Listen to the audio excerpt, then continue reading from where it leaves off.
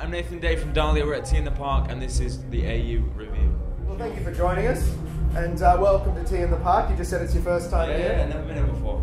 Never been here before. So what are the first impressions? The sun's out, which is amazing for Scotland. The thing is, I've heard that festivals are like really muddy and really wet and horrible, but the thing is, everyone we've played so far has actually been really dry. So I don't see the problem. But that's just my point of view. Maybe you're just bringing the sunshine. Yeah, no, we've been really lucky. We've been really lucky. But Glastonbury, you see these shoes? Yeah. Could have stayed at that. Oh. The thing is though, the slight tack in the mud made me able to walk. Because you know it was like slightly, and I could walk fine. But look at the state of that. And I was alright. That's great. Well, you may need to get some new soles when you come to Australia. It is going to be winter. I'm soulless. And you're playing Splendour in the Grass, which is another notoriously muddy festival. But if you're playing, it's probably not going to be. Alright. Yeah. So we'll have our fingers crossed for that. But you know, in terms of the festival itself, you know, have you heard anything about it? Do you know what you're getting yourself into? No. Well, for a start, I've never been on a plane, or to like let alone Australia. So I'm really looking forward to that aspect of it as well. Just going somewhere that I've absolutely no idea. You know, like no idea what it's going to be like. No idea what to expect. I know that it's quite sunny though. Hello. Someone was walking in the room. So I'm really looking forward to it. I know that Splendour in the Grass is quite prestigious. I was on the phone. It was an interview that I had with someone in Australia that said there was quite a lot of people. So when I found that out, it was more interesting. It's our biggest winter festival in Australia. Oh really? Let's talk about Candyman. That came out a couple of months ago now.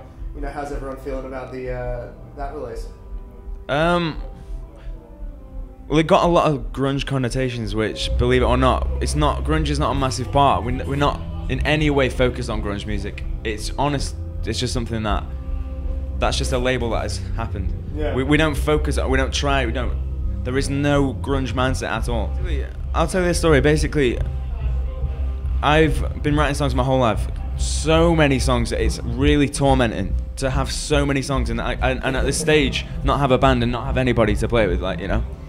So it was really tormenting to have so many songs. And what happened was, I was always trying to convince everybody, like, join my band, join my band, join my band.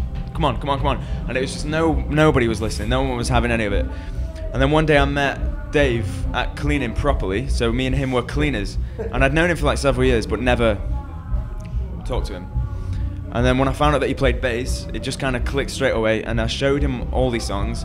And it only made sense to release the simple ones and the really straightforward ones, and that's what we did with like Queen of Hearts, Napalm, Choco Moans, and then Candyman, and then Dear Diary. They're just the simple ones to get it going, you know, because there's so much stuff that it makes no sense to start with like the best of your material. So it's just so that it unfolds nicely.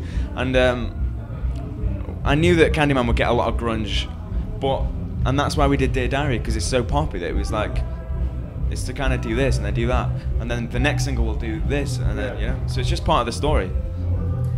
Based on kind of what works and what doesn't, will that sort of dictate where you go if you've got so much to work with? Like, if Dear Diary works more than another song, do you go, oh, well maybe, or do you not let that dictate anything? I think, to be honest, the fact that they exist anyway means that the path was already been written. Yeah. You know what I mean? Yeah, like, totally. It's like there wouldn't be a song that sounded like it was from a 70s like rock. There wouldn't be an abstract song that we'd think, let's go down that route. It was just naturally, like the one after this will be naturally the route, because they already exist anyway.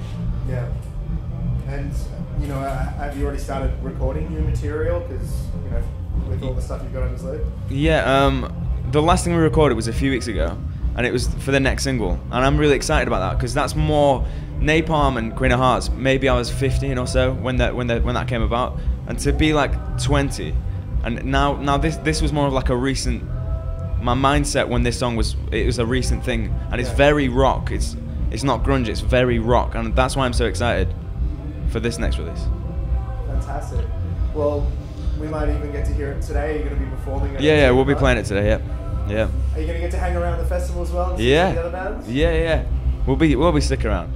Also, I tried.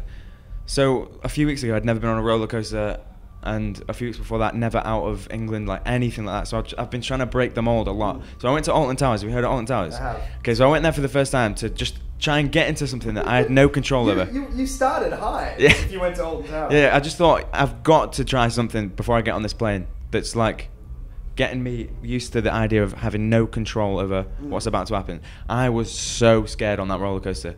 So scared. But I thought I've got to get used to that.